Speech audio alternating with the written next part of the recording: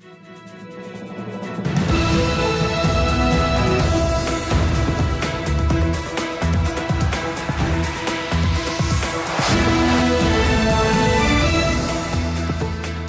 good evening. This is TV7 Israel News broadcast to you from Jerusalem, and in today's top stories. Jerusalem holds a security situation assessment with chief focus on threats emanating out of Iran as the Pentagon acknowledges Tehran's nuclear progress. Unidentified aircraft strike Iranian weapons shipments west of Syria's capital Damascus. Tens of thousands of Jewish worshippers flood Jerusalem's western wall of the Temple Mount for the annual priestly blessing. IDF, ISA, and Border Police Special Operations Forces conducted extensive counter-terror operations over the course of the past 48 hours throughout the West Bank districts of Judea and Samaria. During the course of the operational activity, the Israeli special operators, based on ISA intelligence directives, located and destroyed 5 weapons manufacturing sites in the village of Bitunia. Moreover, extensive weaponry was also located and confiscated, and a total of 12 suspected terror operatives were successfully apprehended. Separately, in Israel's south, despite extensive efforts to alleviate Hamas-instigated border violence via Egyptian mediation, Gazan operatives launched a number of incendiary balloons across the border, which reportedly resulted in a number of brush fires at the Be'eri forest. These malign activities, which coincided with violent riots along the Gaza-Israel security fence, took place despite a unilateral decision by Jerusalem's defense establishment to reopen the Erez crossing for Palestinian Gazans who seek to work in Israel. الحمد لله رب العالمين يعني احنا توقعنا احنا بعد الاعياد لكن الحمد لله كويس اللي فتح المعبر اليوم لانه الوضع كان صعب كتير وبتعرف وضع غزة كيف انت. والله شعوري الحمد لله 100% تمام مبسوط كتير انه المعبر فتح بدنا نروح نترزق يعني نشوف رزق طنياتنا لانه في الاسبوعين اللي قعدناها اتبهدلنا يعني.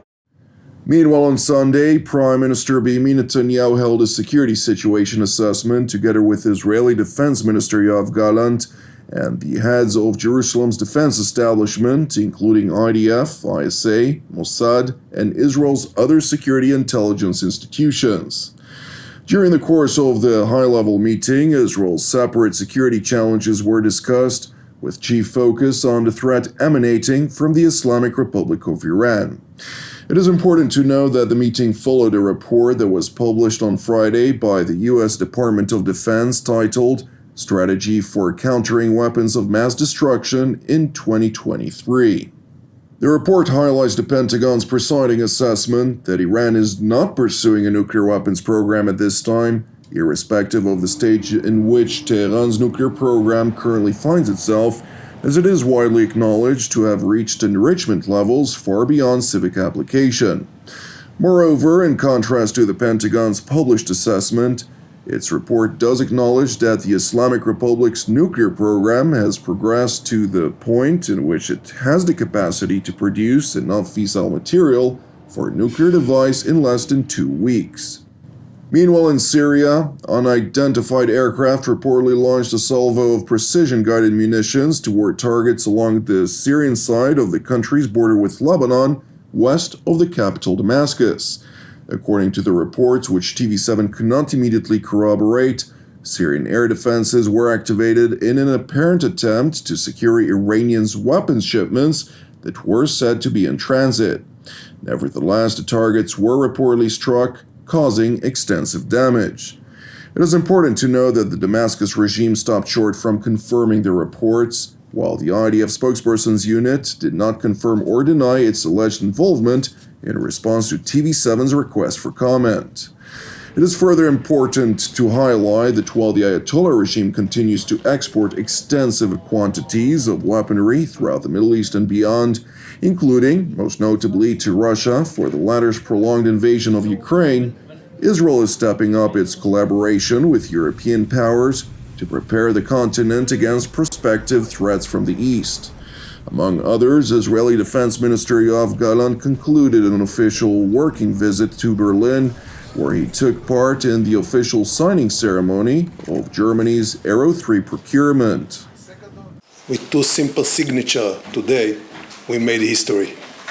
This moment in history leans on the events of our past and dictates our shared future. The Aero 3 for Germany is the biggest agreement signed to date, and we are committed to a timely and effective delivery. This agreement is tangible evidence that Israel and Germany are true partners. Our countries have reached a level where we share intimate, sensitive intelligence, military knowledge, and capabilities. Since the establishment of our ties, Germany has contributed greatly to Israel's security. Today, we are proud to do the same for Germany, a strategic ally and European leader.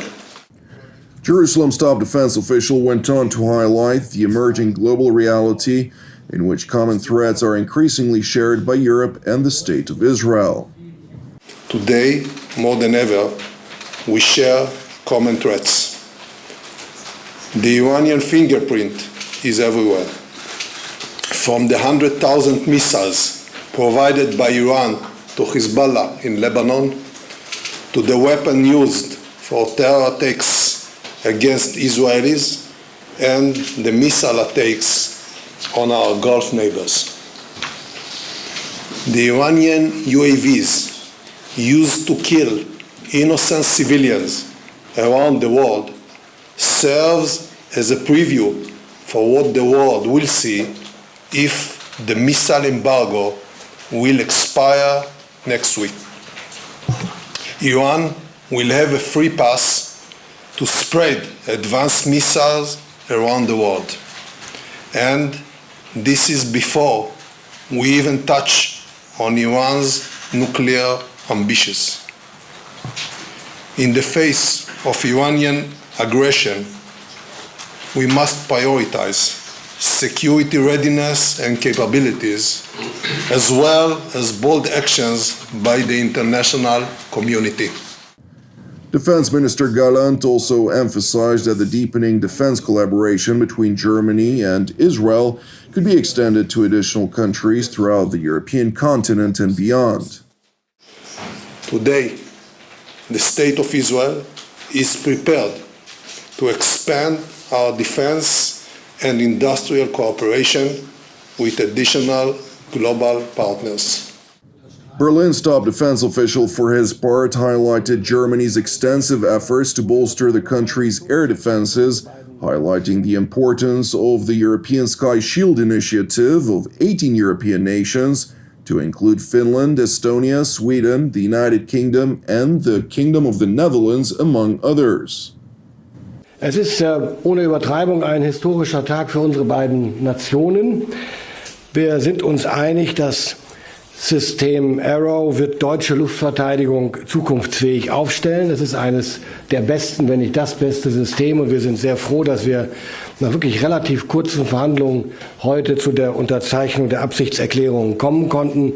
Natürlich brauchen wir schnell, das ist jedenfalls unsere Überzeugung, und der weitere 18 anderer europäischer Nationen, die sich inzwischen SI angeschlossen haben, dass wir keine Zeit haben, um eigene europäische Lösungen zu entwickeln, die Jahre brauchen, sondern dass wir jetzt den Schutz unseres Himmels brauchen in allen 3 Distanzen. Wir haben IRIS-T, wir haben Patriot und wir werden jetzt Arrow haben.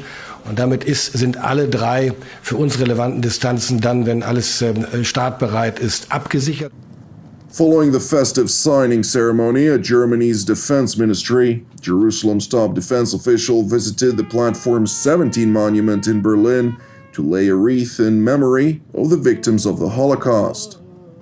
אני חותם היום יממה אחת מאוד מרגשת ומאוד חשובה כאן בגרמניה, בברלין. 80 שנה אחרי שהמקום הזה ברציף 17 בברלין נשלחו אל מותם 50,000 יהודים. אנחנו כאן בראש משלחת ישראלית של משרד הביטחון, של צה"ל, של התעשייה האווירית, חותמים עסקה בהיקף של $4 מיליארד על מנת להגן על גרמניה. Turning to Jerusalem, where tens of thousands of Jewish worshippers flocked the western wall of Jerusalem's Temple Mount for the annual priestly blessing that is traditionally recited during the high holiday of Sukkot, Hebrew for the Feast of Tabernacles. It's a beautiful time for all the Jews to try to come to the Kotel, to Israel, to Eretz Israel, to have a beautiful experience with their fellow Jews, and hopefully it's going to be an amazing experience today. It's already been an amazing experience here on Sukkot, and hopefully every year in Israel.